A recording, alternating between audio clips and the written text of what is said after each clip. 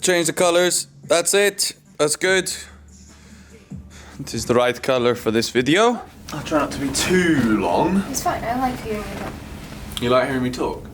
Yeah. That's kind. I like talking.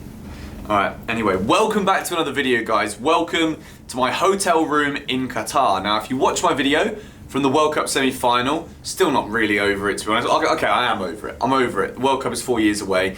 You'll know that I'm here in Qatar. I'm doing some stuff for the World Cup in 2022. It's 4 years away, but I've got you guys some behind-the-scenes access to the stadiums, which is really, really fun, that I'm going to be showing you in my next video. But we're in the hotel room. We've got this awesome little hammocky, shelly thing that you can sit in with a nice leather seat that I thought I'd make this video on. We've got these blue neon lights that come down from the ceiling. Really, really cool. It's really nice. It's a really nice hotel room. You'll see all of it in the next video. But today, I thought I would dedicate an upload to answering a lot of the questions I frequently get asked over on Twitter about Chelsea. Now, if any of you are really switched on to my social medias and YouTube channel, you'll know that I've kind of made my Twitter all about football. Like, I only really tweet when football is on. I only really tweet when I've got an opinion about football. I don't really tweet about anything else, to be quite honest. But this summer, of course, is a huge one at Chelsea. Yet again, I feel like I've made videos like this in the past. It's a transitional summer where big decisions will be made. Big outgoings will happen, most likely.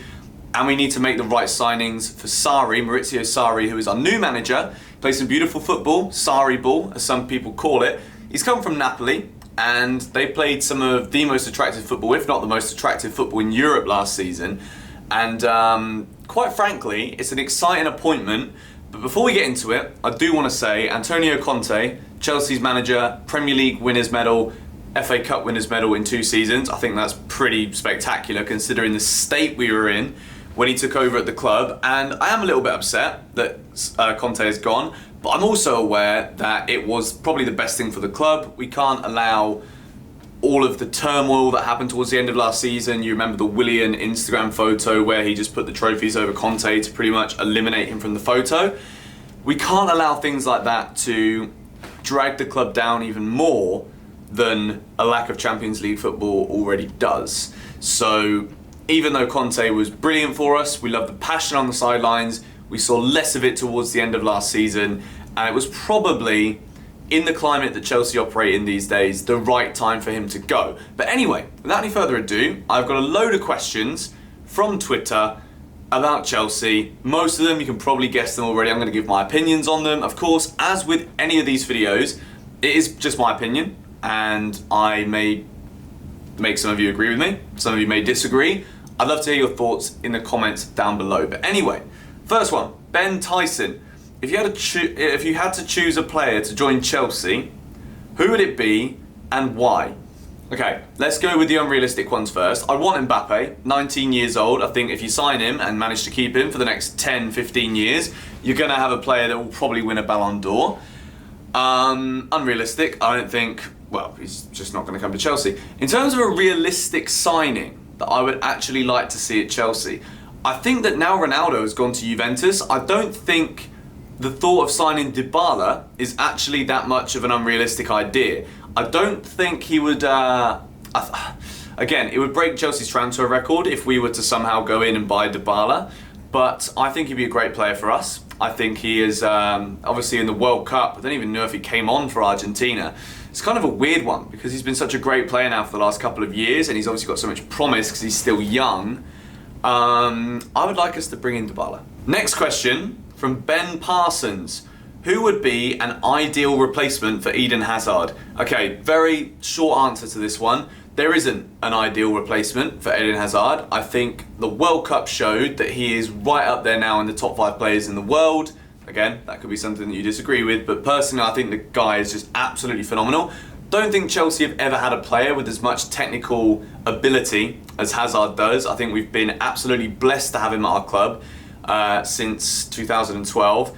And quite frankly, I think if we lose him, A, we won't get the price that he's actually worth in the current market, even though he's 27 years old.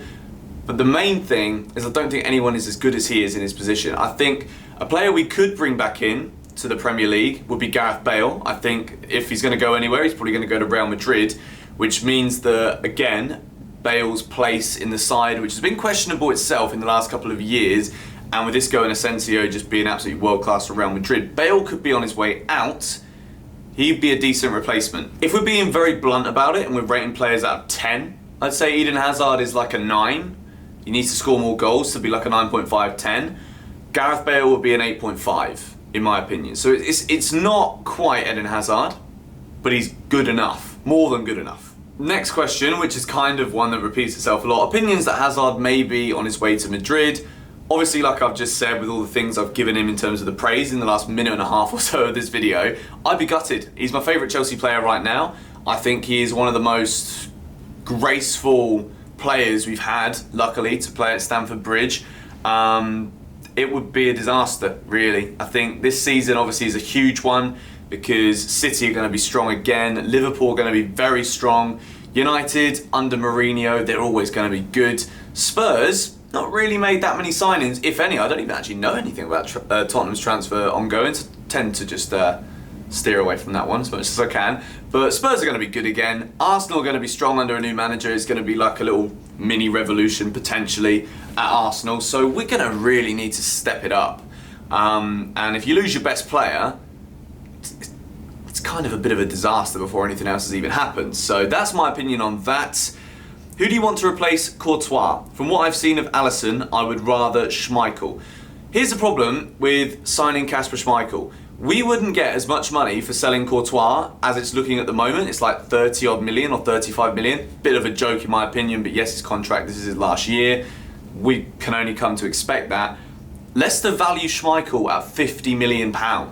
50 million for Kasper Schmeichel. I mean, yes, good goalkeeper. Is he better than Courtois? No. And we'd have to spend 15, 20 million more than we'd get for selling Courtois. So I wouldn't be happy with it. As for Alisson, yep, very good goalkeeper. Had a brilliant season at Roma.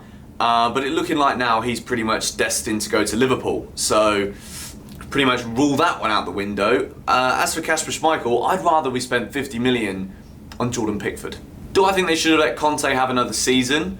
In my heart, I say yes. My head says no, we've made the right choice.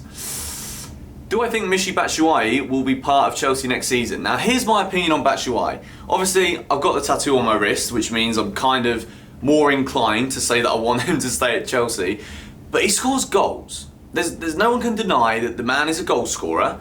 Whether you think he's a talented footballer or not, kind of irrelevant at this point. His statistics, they kind of speak for themselves. He scored goals for Chelsea. He was very good when he first signed for Dortmund before he picked up his injury, which was pretty much towards the end of the season anyway. So he had a very good loan spell at Dortmund. And quite frankly, we've not really cemented anyone into that number 9 striker position at Chelsea. So I don't see why, with the quality that Batshuayi showed at the end of last season, why he shouldn't be in contention to be our number 1 striker. Is he good enough to win us the league with all of the other strong... You've got Firmino, Salah and Mane at Liverpool. You've got Gabriel Jesus or Aguero to choose from at Manchester City. Is he that calibre? No. But in terms of whether we're going to bring people in, no one really has a clue at this point. So I would like to see Chelsea have Batshuayi have a part next season. Would I prefer the manager solution to be sorted out before the World Cup? Yes. And I think that the fact that there's talks of like even Kante, Hazard, Courtois, Willian leaving, yes, some of them may have wanted to leave if Conte stayed and now they might not want to leave. But that uncertainty, when you're at a World Cup, can't have really been any good for anyone of those Chelsea players that could potentially be leaving this summer. So it would have been good to know exactly what's going on. I don't think it's fair on Antonio Conte to have him take a few training sessions as well at the start of the season, when I think he probably knew that he was going to lose his job. He probably doesn't care because he got a giant payoff anyway. And I think for fans as well, like even though the World Cup was exciting, being an England fan and it just being a World Cup, you know, there was still, I think a lot of Chelsea fans would agree with this, there was still that thought, even though the World Cup was on, it's like, oh great, as soon as this is finished, we've got to pick up the pieces of the mess that is left of Chelsea Football Club, because we kind of knew what was happening, but no one was doing anything about it. So yes, in long story short, I would have liked this managerial thing to be sorted before the World Cup, but here we are, it's the middle of July and it wasn't, so what can we do about it? Billy says, who's going to be the next Chelsea manager once Sarri gets sacked after 2 seasons? You know what? I can't even be bothered to formulate an answer to that question. Actually, yes, Eddie Howe. What constitutes success next season for Chelsea? Top 4 finish or good cup runs, bearing in mind the Europa League could lead to Champions League qualification. Now, I don't care what anyone says about the Europa League. I've been the first to slate it, but now winning the competition gets you a spot in the Champions League, and with the competitiveness of the Premier League now, Europa League needs to be a priority for Chelsea next season. I think if we can go all the way and win it, I'm not 100% sure we're going to make the top 4, let alone have a push for the title. I think that is too far out of our reach with the way it's looking in terms of outgoings and potential incomings. So Europa League run would be great. I absolutely love the FA Cup, despite what anyone says about it not being as important as it used to be. Winning the cup final against United at the end of last season was one of my favourite moments, and I'd love to see us go on another cup run. League Cup as well. It's always nice to win a trophy midway through the season. It gives you a little boost for the rest of the season.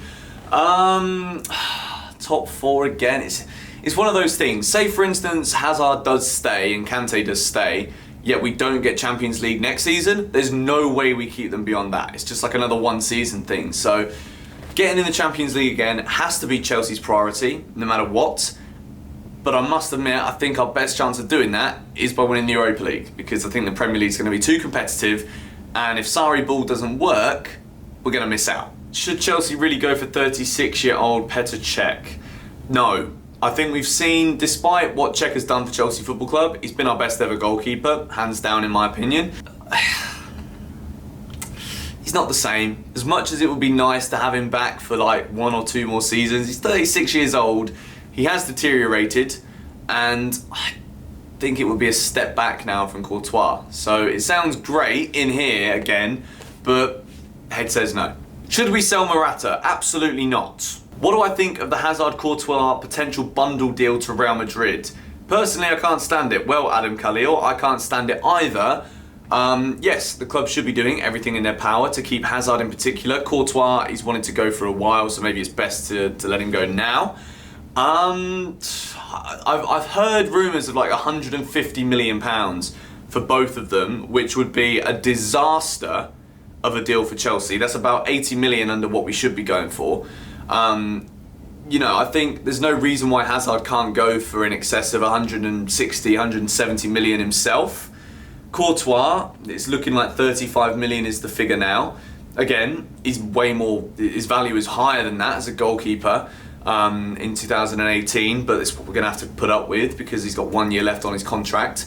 If the bundle deal was 200 million plus, then still wouldn't want it to happen, don't get me wrong, but it would financially be kind of viable for Chelsea, but I do not want to see Hazard leave. Should we sell Willian? Absolutely not. Again, a player that divides opinion at Chelsea, but I'm one of his biggest fans.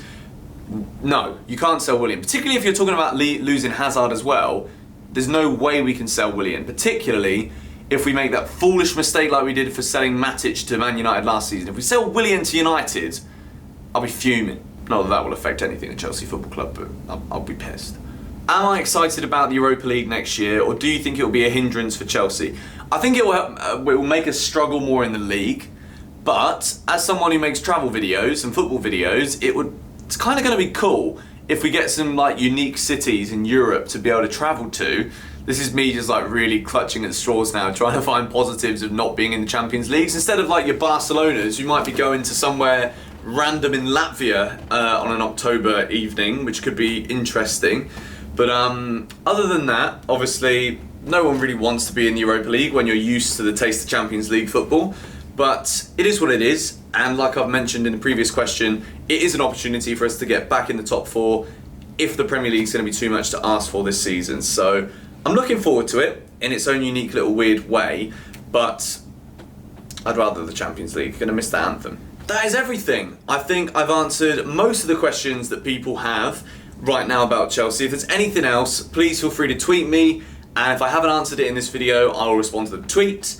Yeah, that's pretty much it. Expect a couple of videos coming out over the next few days or week or so. One here from Qatar for the World Cup, and as well as that, one also back from Sweden again and then I'm going to be doing a few vlogs back at home. But this was like a little break from the travel videos and stuff like that, just to talk a little bit of football with you guys.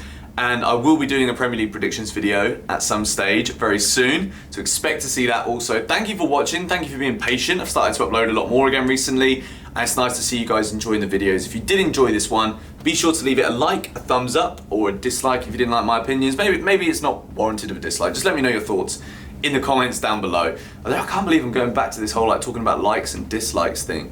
That was like YouTube for me 3 or 4 years ago. But anyway, I'll catch you guys in the next one. Check out this little hammock. Look how sick it is. Yes.